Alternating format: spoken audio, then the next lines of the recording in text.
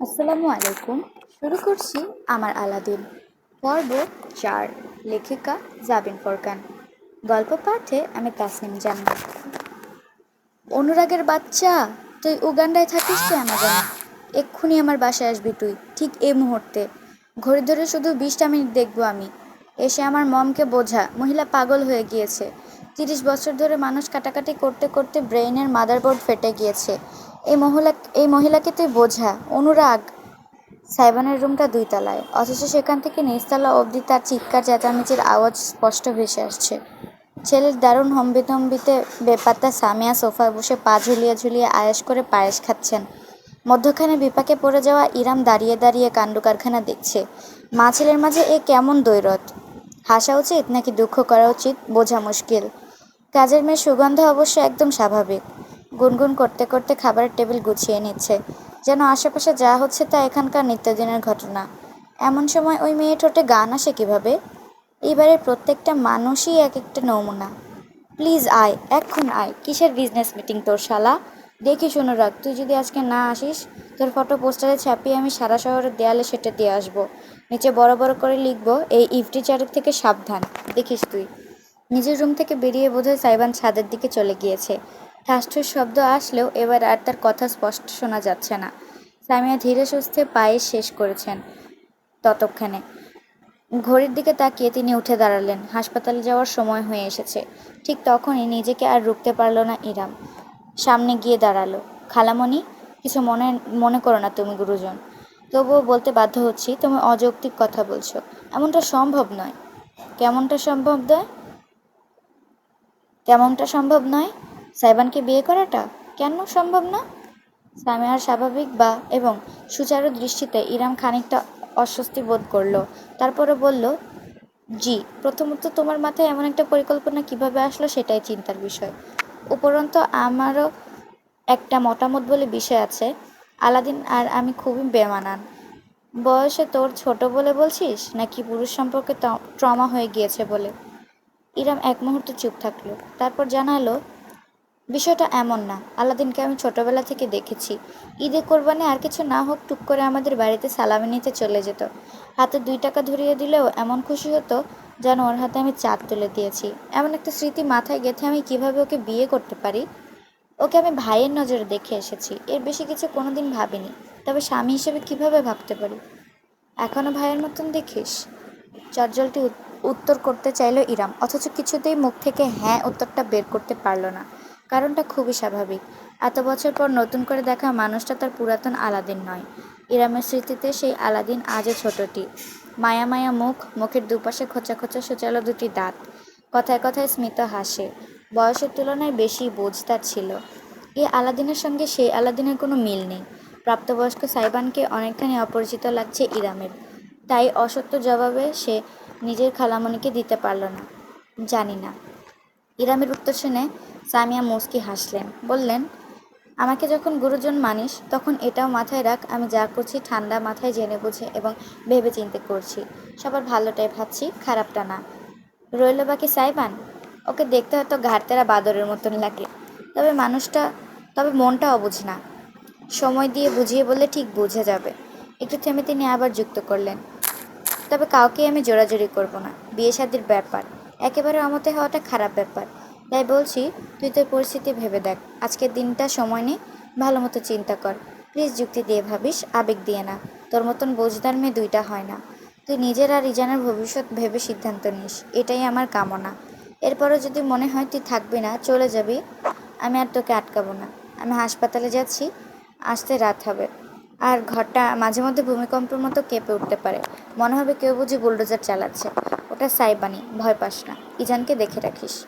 নিজের কথা শেষ করে সামিয়া গটগট করে হেঁটে বাড়ির বাইরে বেরিয়ে গেলেন। গাড়ি গেটের কাছে অপেক্ষা করছে তাকে হাসপাতালে নিয়ে যেতে। ইরাম নিজের জায়গায় হয়ে থাকলো। মা নাকি ছেলে, কাকে বেশি আজব বলবে বুঝতে পারল না সে। সারাটি বিকাল ইরাম কাটালো ইজানের সঙ্গে রুমবন্দি হয়ে। সামিয়া যে বলেছিলেন তাই হয়েছে।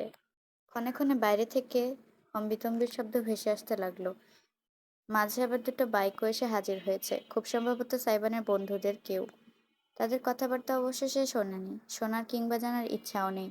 এর চাইতেও গুরুতর একটা কাজ বাকি আছে তার, সিদ্ধান্ত নেয়া। সত্যি বলতে জীবনে বিয়ে করার সকল স্বাদ মিটে গিয়েছে ইরামের। কোনো পুরুষকে তার বিশ্বাস হয় না। বিশেষ করে যদি সেই পুরুষটি দেখতে শুনতে বেশি সুদর্শন হয়। পুরুষ মানুষ সুন্দর হবে।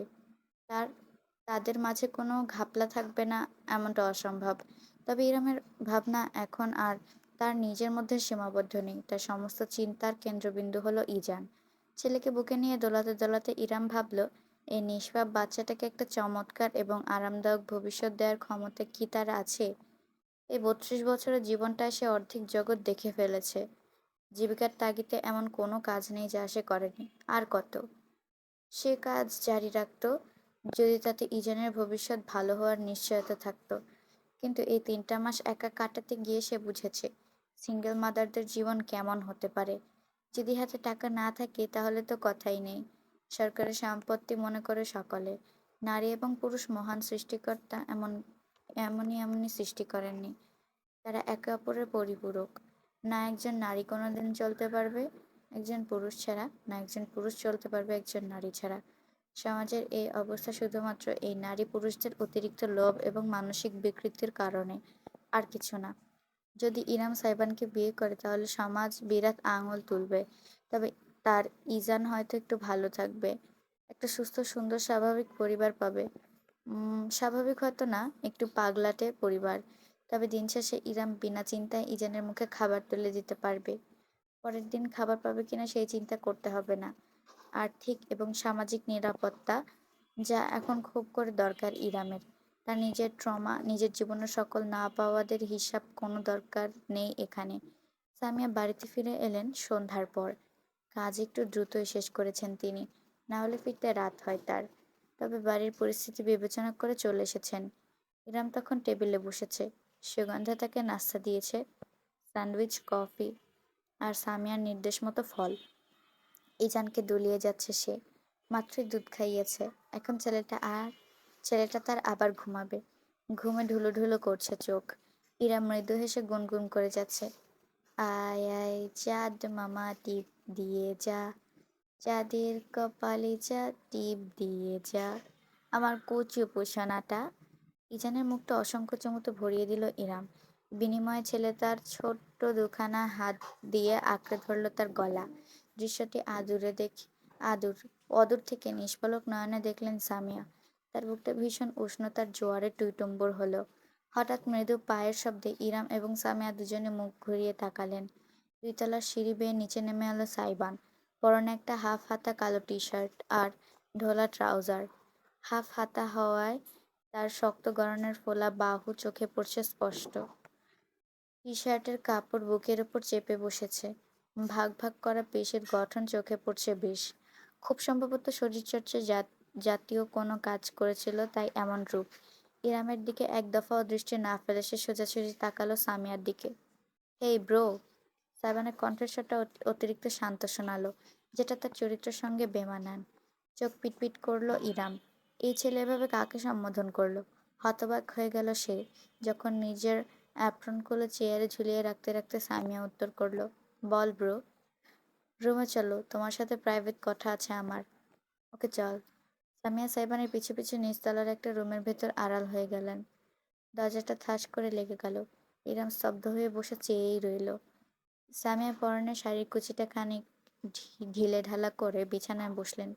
সাইবান অযথাই শব্দ করে দরজাটা বন্ধ করে সেটায় ঠেস দিয়ে দাঁড়িয়েছে। বুকে দুবাহু ভাঁজ করে রেখে তীক্ষ্ণ দৃষ্টিতে জননীকে দেখছে। বল, কি বলবি? আমার টায়ার্ড লাগছে। গোসল সেরে একটা লম্বা ঘুম দিতে হবে। সাইবানের ভ্রুজোড়ার তীব্র কুঞ্চন সৃষ্টি হলো। বাম ভ্রুতে থাকা পিয়ার্সিং হালকা হলুদাভ আলোয় জ্বলজ্বল করে উঠল। What's going inside your pretty little head? What do you think my boy? এবার সত্যি বিরক্ত বোধ করল সাইবান। হেলান ছেড়ে ভেতরে এগিয়ে গেল সে। Mom please, don't play with me. আমি আর ছোট বাচ্চা না। কয়েক মাস আগেই 25তম জন্মদিন পালন করেছি। ও, অনেক বড় হয়ে গিয়েছিস? এতটাও বড় হয়নি যে আমাকে বিয়ে দিতে উঠে পড়ে লাগতে হবে তোমার। উঠে পড়ে লাগলাম কোথায়? আমি স্রেফ আমার বাড়ির বউ হিসাবে কাকে পছন্দ করছি সেটা জানিয়েছি। এতে তুই এত লম্ফঝম্ফ করছিস কেন? কেন করছি তুমি জানো না? আমি আজ অব্দি তোমার একটাও কথা ফেলিনি, তুমি জানো। তবে এটা ফেলে দে, মানা করেছি নাকি? নিজের কপালে আঙুল ঘষে রাগ নিয়ন্ত্রণ করলো সাইবান। মেজাজ গরম হয়ে যাচ্ছে তার। পান থেকে চুন খসলেই সে গরম তাওয়ার মতন ছ্যাদ করে ওঠে।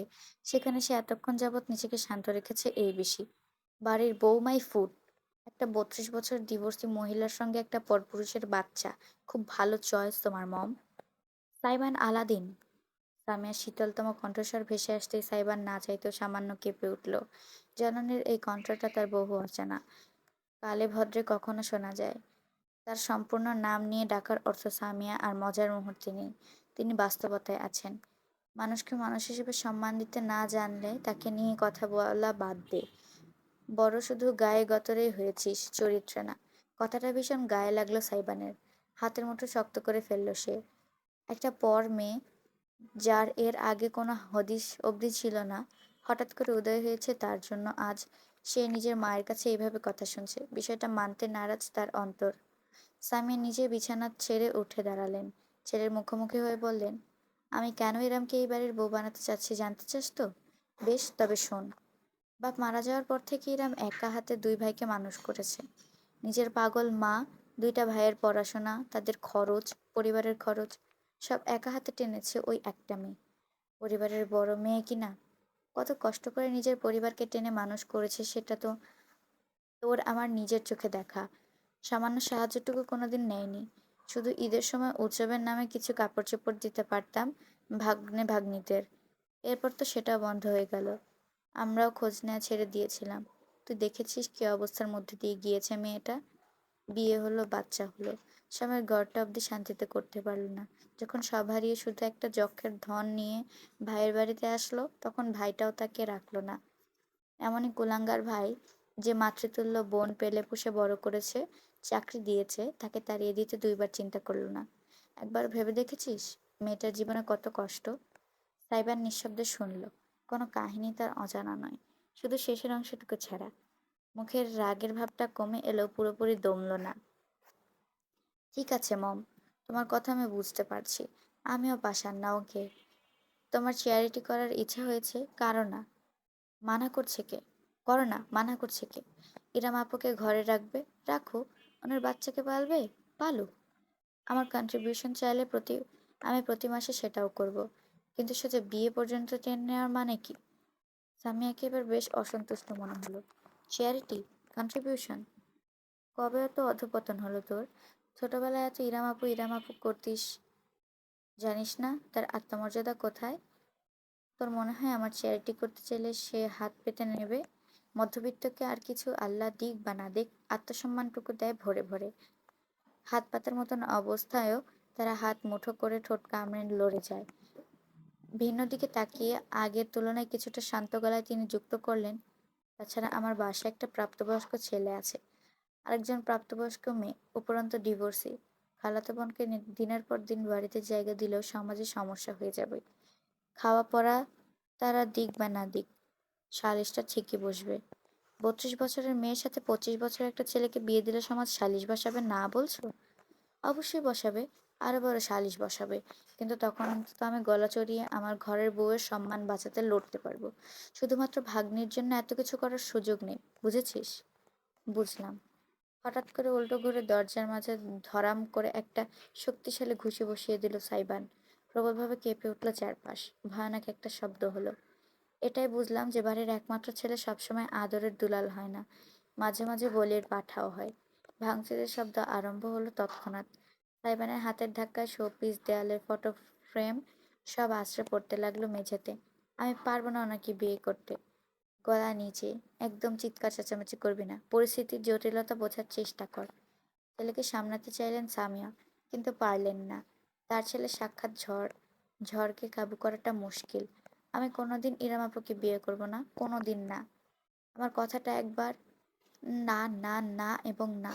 No, never, never ever in my life I will marry a senior woman. না পারতে সামিয়া এবার পাল্টা চেঁচিয়ে উঠলেন, ফাইন, করবি না বিয়ে, করিস না। রাখিস না আমার কথাটা, আমার কিচ্ছু যায় আসে না। আমি নিজেরটা আর ইরামেরটা বুঝে নেব, ঠিক আছে? শুধু এরপর আর কোনোদিন আমার মুখ থেকে তোর কাছে কোনো চাওয়া উচ্চারিত হবে না, এটুকু জেনে রাখিস। সাইবান হঠাৎ করে জমে গেল, ঝট করে পিছনে ফিরে তাকালো। বহু বছর বাদে সেদিন রাতে প্রথমবারের মতন ছেলের তেজি দৃষ্টির মাঝে অসহায়ত্ব দেখল সামিয়া। সারা রাত ঘুম হয়নি ইরামের, ছটফট করেছে সে। দরজার বাইরে থেকে যে চিৎকার চেঁচামেচি সে শুনেছে, এরপর যেভাবে সাইবানকে ঝড়ের বেগে বাড়ি থেকে বেরিয়ে যেতে দেখেছে, তাতে শান্তি মেলা ভার। তার জন্য মা ছেলের মাঝে একটা অঘোষিত যুদ্ধ শুরু হয়ে গিয়েছে। বিষয়টা খুব খারাপ লেগেছে তার। আজকেই চলে যাবে সে, তাতে যা হওয়ার দেখা যাবে। ইজান বরাবরের মতোই ঘুমাচ্ছে। ভোর রাতের দিকে খাইয়ে তাকে শুইয়েছে ইরাম। ছেলে ঘুমে থাকতেই সে নিজের লাগেজ টেনে ছোট্ট একটা ব্যাগ বের করলো, উপুড় করে ঢেলে দিল সমস্তটা। দুটো পুরাতন 20 টাকার নোট সঙ্গে একটা রূপার আংটি পাওয়া গেল। এই আংটিটা তার অতি শখের, বাবার গড়িয়ে দেওয়া শেষ স্মৃতি, শেষ সম্বল। মৃত্যুর আগ অবধি বস্তুটাকে হাতছাড়া করতে চায়নি সে। কিন্তু ইজানের ঘুমন্ত ছোট্ট মুখটা নজরে আসতেই সিদ্ধান্ত নিতে দেরি হলো না তার। পুরাতন বাটন ফোনটা তুলে কল করলো। ওপাশ থেকে রিসিভ হতেই বলল, হ্যাঁ আমি। আমাকে শুধু 2 দিন থাকতে দেবেন?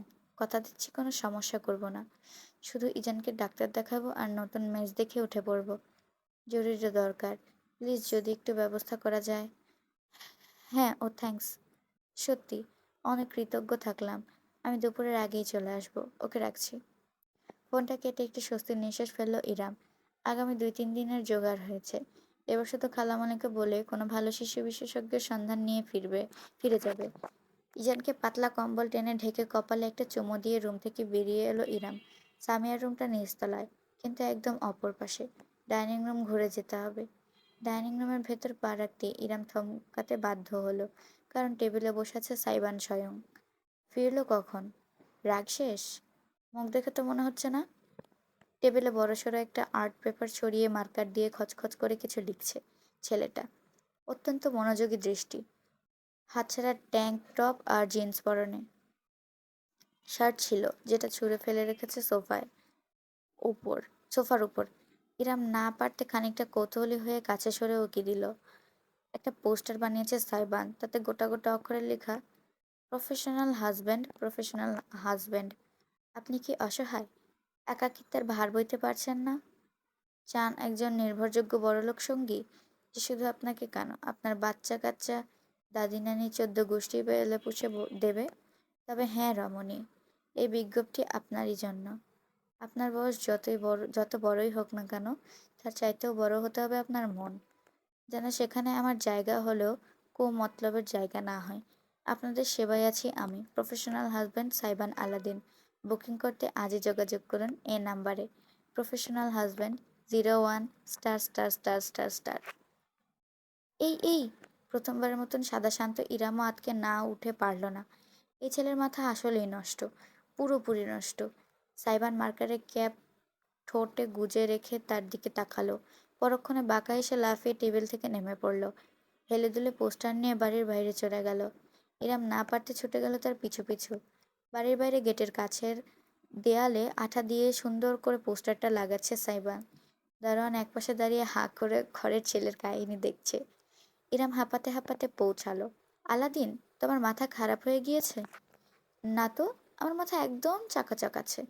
নতুন বিজনেস আইডিয়া পেয়েছি, যদি আমাকে ব্যবহৃত হতেই হয় তবে ভালো মতোই হয়। কি বলেন আপু? ইরাম আর সইতে পারল না। এগিয়ে গিয়ে খপ করে সাইবনের একটা হাত পাকড়াও করলো। অপর হাতের সদ্যবাসনা পোস্টারটা দেয়াল থেকে ছিঁড়ে উঠিয়ে ছুঁড়ে ফেললো রাস্তায়। ক্রুদ্ধ দৃষ্টিতে দেখলো সাইবানকে, যে এই মুহূর্তে বেশ খানিকটা বিষয় নিয়ে তার হাতে ধরা নিজের হাতটার দিকে চেয়ে আছে। একটা 32 বছর ডিভোর্সি মহিলার সঙ্গে একটা পরপুরুষ বাচ্চা নিয়ে খুব সমস্যায় পড়ে গিয়েছো, তাই না? Sorry, I am sorry. চলে যাচ্ছি, শান্তিতে থেকো তুমি। তবু just stop this nonsense, will you? ইরামের দৃঢ় কণ্ঠস্বর। সাইবানের চেহারায় অদ্ভুতরে একটা অভিব্যক্তি ফুটে উঠল। পাল্টা বাঁকা হেসে দৃপ্ত গলায় সে বলল, কোথায় চলে যাবেন? লম্পট স্বামীর কাছে? Well, not happening anymore. হঠাৎ করে আমার অন্যের হক মেরে দেওয়ার ভীষণ রকম ক্রেভিংস উঠেছে। তা সে হকটা হোক আপনার এক্স হাজব্যান্ডের। আসসালামু আলাইকুম। কেমন আছেন আপনারা সবাই? ৪ নম্বর পর্বটা কিন্তু এই পর্যন্তই ছিল। বাকি পর্ব আসা পর্যন্ত আপনারা অপেক্ষা করবেন। খুব শীঘ্রই নিয়ে হাজির হব। ততক্ষণ পর্যন্ত লাইক, কমেন্ট, শেয়ার করে আমার সঙ্গেই থাকবেন। আর আরেকটা কথা, আমি এটা একটা লিঙ্ক থেকে পড়ছি তো ওই লিঙ্কে না অনেক জায়গায় অনেক বানানে ভুল আছে। ওটা দেখে পড়তে গেলে আমার মানে কি বানানে ভুল থাকার কারণে আমার বুঝে পড়তে একটু প্রবলেম হচ্ছে। সেজন্য আমার রিডিংটা একটু অসুন্দর হচ্ছে। আপনারা একটু মানিয়ে নেবেন, কিছু মনে করবেন না।